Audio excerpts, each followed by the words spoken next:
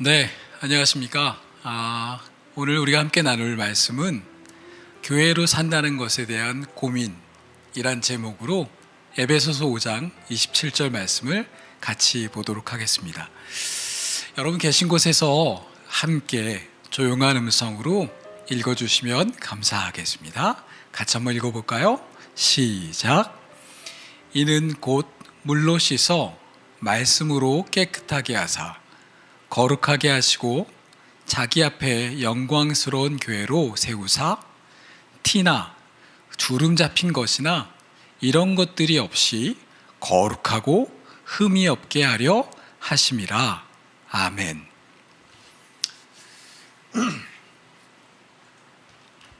교회가 뭔가요?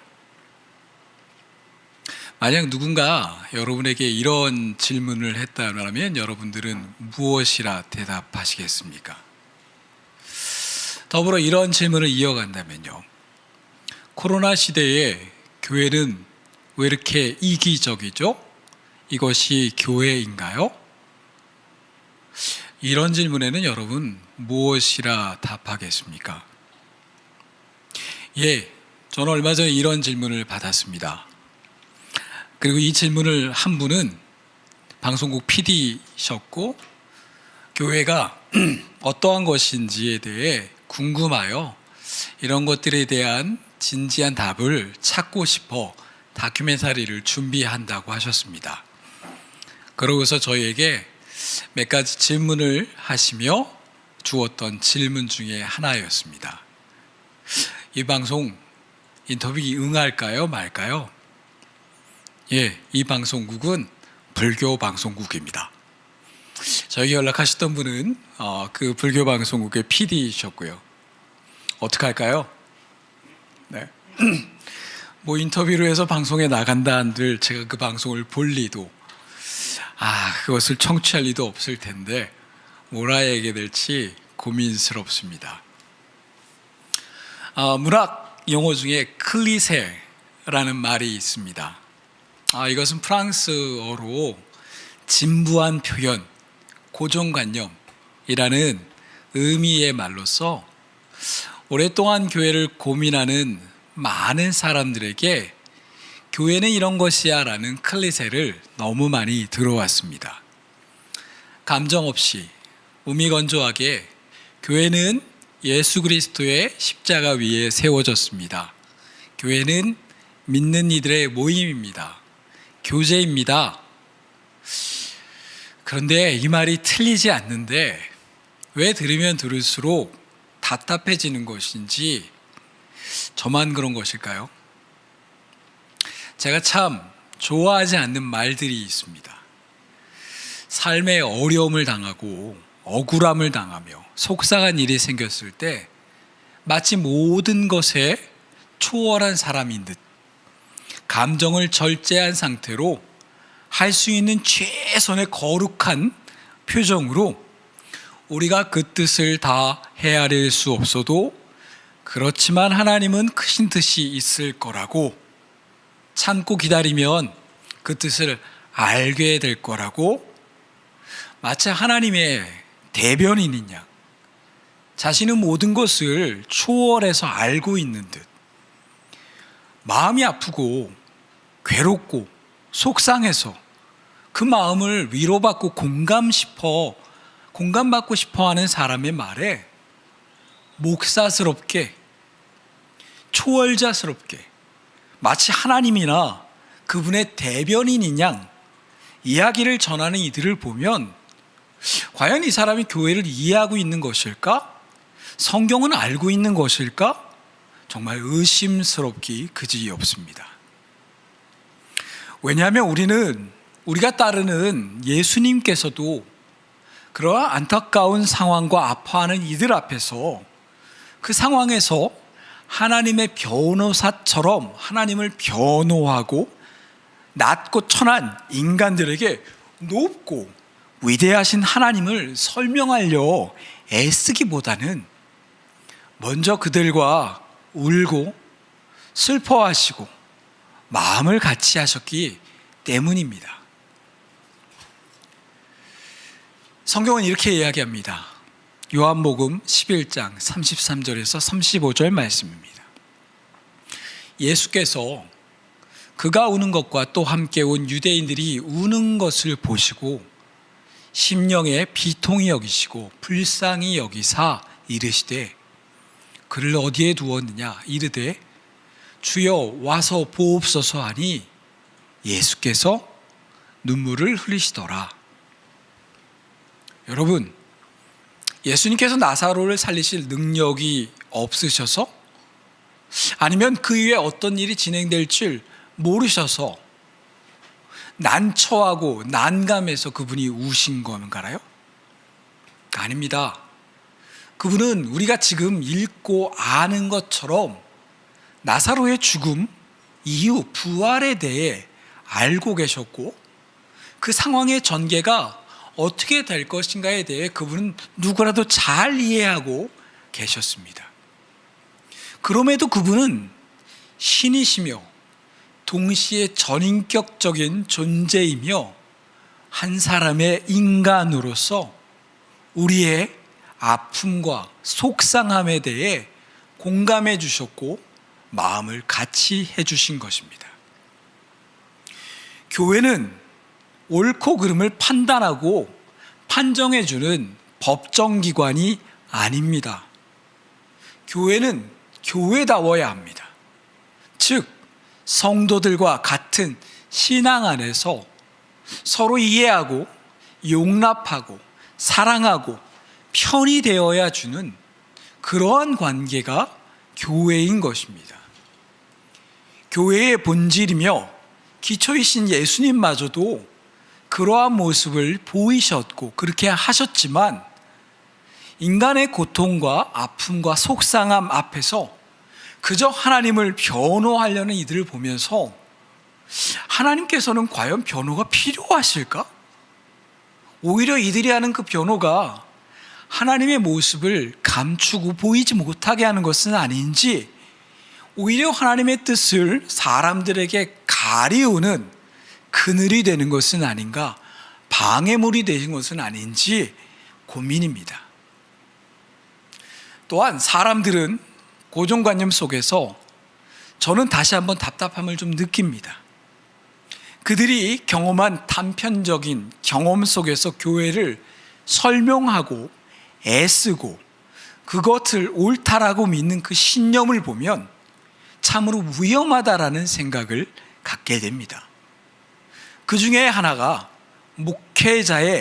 목회자와 성도에 대한 담론입니다. 언제 누군가 저에게 이런 이야기를 전한 적이 있습니다. 목회자는 좀 더 희생해야 되는 거 아니에요? 사모는 좀 더 희생해야 되는 것 아닌가요? 말하지 않아도 그것은 당연한 것 아니에요?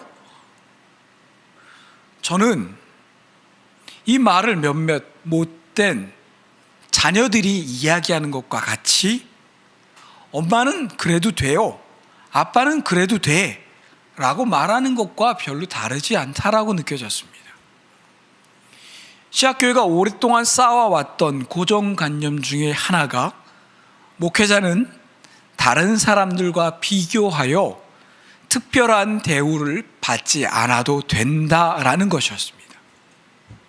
그렇기 때문에 기독교 전통이 그리고 말씀에 비추어서 목회자의 부르심인 말씀을 가르치는 일과 그에 합당한 삶을 살아가는 책임을 지는 것에 더욱더 강조하여 교회를 통하여 말씀을 통하여 성경 공부를 통하여서 교회에게 이야기하여 왔습니다.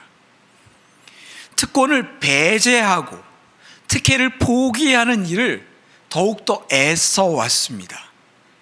네, 그 부분은 10년이라는 시간 동안 객관적으로 증명되어 왔고 많은 사람들에게 보여왔습니다. 그러나 안타까운 것은 목회자가 왜곡된 특권과 특혜를 벗어나려 애쓰는 것만큼 성도들은 자신들이 외면한 책임을 다시 지는 일에는 소홀했다라는 것을 저는 보게 되었습니다. 성경은 목회자와 성도를 결코 구분하지 않습니다. 개신교의 시작은 목회자와 성도 모두를 왕 같은 제사장이라는 같은 위치에 놓는 신학하에 세워졌습니다. 그렇기 때문에 근본적인 질문, 아주 상식적인 질문들을 통하여서 교회의 특권을 무너뜨리려고 해왔습니다. 목회자가 교회에서 사례를 받는 것이 당연한가라고 말입니다. 여러분 어떻게 생각하시나요? 교회는 그럼에도 불구하고 교회 공동체에 있어서 자신들이 여유 있는 시간에 할 수 있는 시간에 그 일들을 해주는데 익숙해져 왔다라는 것. 그 일들의 주체가 바로 성도 자신이라는 것을 교회 공동체가 받아들이는 일에는 소홀한 듯 싶습니다. 마치 식당의 주방장인 사람이 자기가 손님인 것처럼 착각하고 운전을 해야 하는 운전사가 뒷좌석에 앉아 있는 것처럼 마땅히 그 역할을 해야 될 연기자가 관객 속에 앉아서 언제 시작하냐고 팔짱을 끼며 왜 늦는 거냐며 야유를 펴보는 것 같은 성도들의 모습을 보며 과연 우리 교회는 그 균형을 찾고 있는가에 대한 진정한 고민을 갖게 될 수밖에 없습니다. 교회는 성도를 위해 마련된 서비스 장소가 아닙니다. 교회는 여러분들을 편하게 신앙생활을 하도록 돕는 신앙 클럽이 아닙니다. 여러분이 일정한 금액을 지불하고 그에 합당한 서비스를 기대하거나 이런저런 조언 환경들을 분석해서 내가 이 클럽에 저 클럽에 등록해야지라고 판단하고 선택해야 되는 그런 서비스 클럽은 더더욱더 아니라는 말입니다.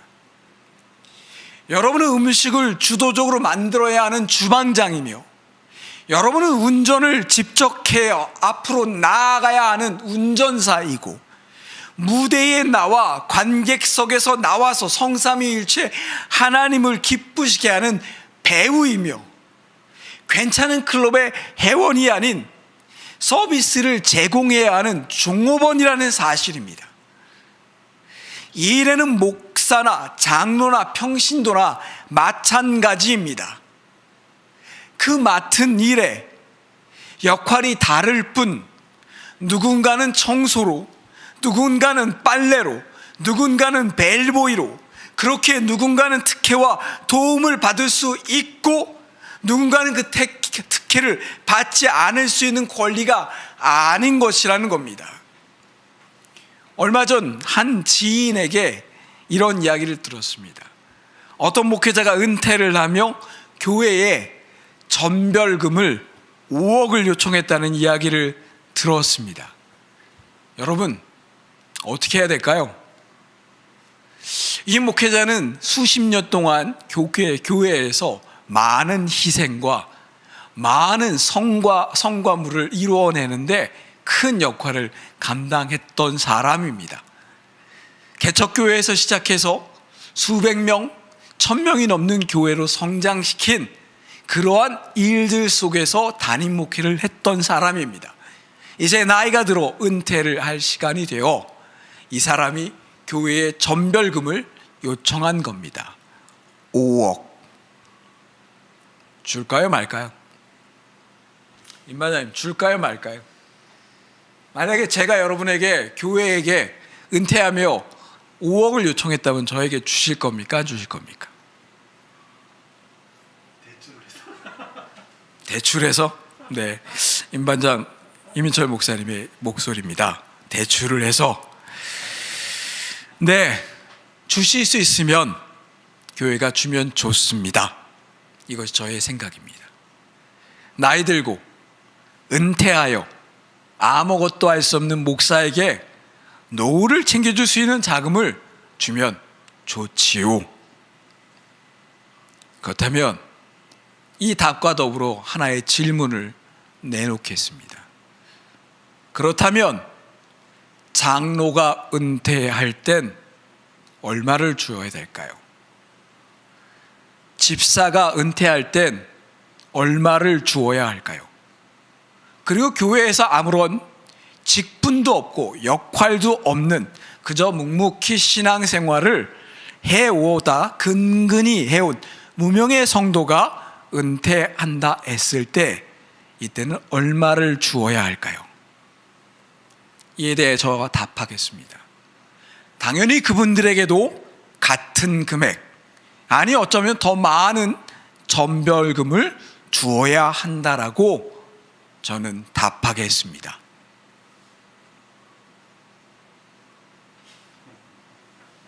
행복하죠? 네, 교회에서 아무런 역할도 안 했던 한 집사님이 이제 나이가 들어서 사회에서 은퇴한다고 합니다. 그러면 시학교회는 그분에게 얼마를 주어야 할까요? 목사에게 5억을 줬다고요? 그럼 그분에게도 5억? 아니면 그분의 형편이 더 어렵다면 6억, 7억 그 이상을 주어야 하겠지요. 목사가 사례를 받아야 된다라는 정당한 근거가 있다라고 몇몇 이들은 이야기할 것입니다. 그렇다면 성도가 사례를 받지 말아야 될 성경의 근거는 어디에 있을까요? 이 땅의 교회로 살기 위해선 책임과 더불어 혜택이 반드시 존재합니다. 책임이 있다라면 그에 대한 혜택도 마찬가지이고, 교회는 동가, 즉 동일한 가치로 서로를 대해야 하고, 때론 어렵고 힘들고 약자들에겐 더 많은 혜택, 더 많은 책임을 맡기는 것이 교회입니다. 더 많은 희생과 더 많은 애를 써왔다고요? 네, 교회는 이 원칙에 대해 자원하는 마음으로 그러한 봉사를 하라고 이야기하며, 또한 모든 성도들에게 할 수 있거든 이 봉사의 일을 하라고 명하고 있습니다. 믿음의 본이 되어야 하는 교회의 지체들, 신앙이 성숙한 사람들, 그리고 교회가 무엇인지, 목사가 어떠한 역할을 더 해야 되는지, 어떠한 희생을 해야 되는지, 사모가 어떠한 일을 해야 되는지라고 잘 알고 있는 여러분이 알고 있는 것만큼이나 여러분은 그에 대한 합당한 책임과 의무가 따른다라는 것입니다. 교사, 직분자, 목회자들이 스스로 그 책임을 지기 위해 애쓰는 것은 좋습니다. 그러나 그들이 더 많은 책임을 져야 한다라고 말하는 것은 그것은 왜곡입니다.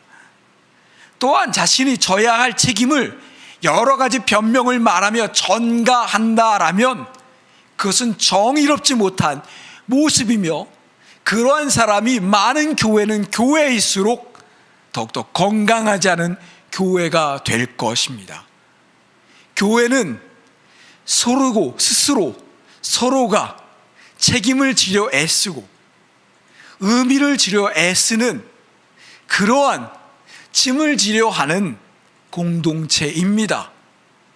그 책임을 떠밀고 너의 역할이라고 말하는 소리가 한마디 한마디 쌓여갈수록 그 교회는 무너져가고 있다는 사실입니다. 교회는 말이죠, 여러 귀퉁이를 가진 탁자를 함께 드는 것과 같습니다.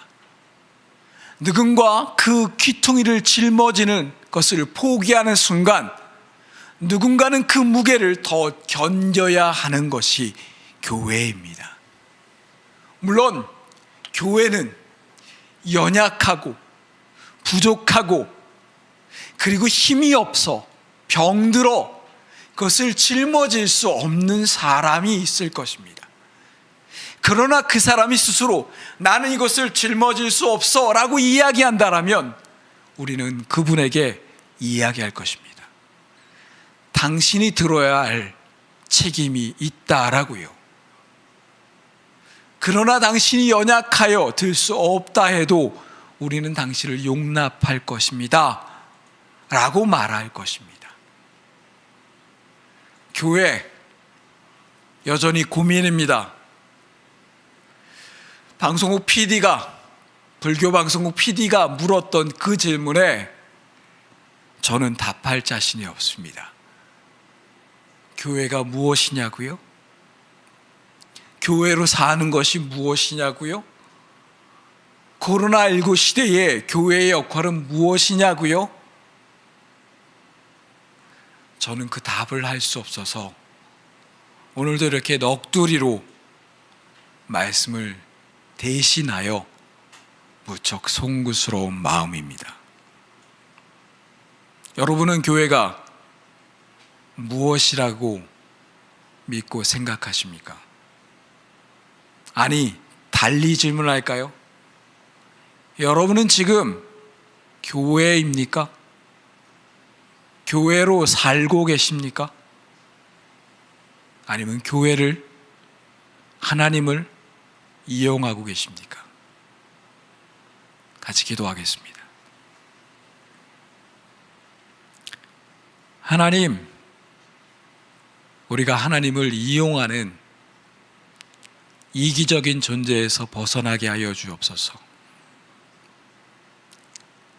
우리 안에는 우리의 욕망을 위해 사람을, 상황을, 공동체를, 하나님을, 종교를 이용하고 싶어하는 그러한 타락한 본성이 있습니다. 하나님, 회개합니다. 이것이 우리의 모습입니다. 그럼에도 불구하고 우리가 소망을 품는 것은 이렇게 형편없는 사람들이 함께 모여 하나님께 우리의 연약함을 고하고 하나님을 바라며 예수 그리스도의 이름으로 예배하려 모였기에 그 모임 가운데 하나님이 우리와 함께 하신다고 하셨기에 우리의 희망을 발견합니다. 교회의 희망은 우리의 잘남이 아닌 우리의 부족함에도 불구하고 우리 가운데 함께 하시는 이해할 수 없는 하나님의 은혜 때문입니다. 오늘 이 주일 길을 잃은 씨앗교회가 예수 그리스도의 은혜를 힘입어 오늘도 예배하며 또한 한 걸음 나아갑니다. 저희와 함께하여 주시고 이 땅과 함께하여 주시고 교회와 함께하여 주옵소서. 예수님의 이름으로 기도합니다. 아멘.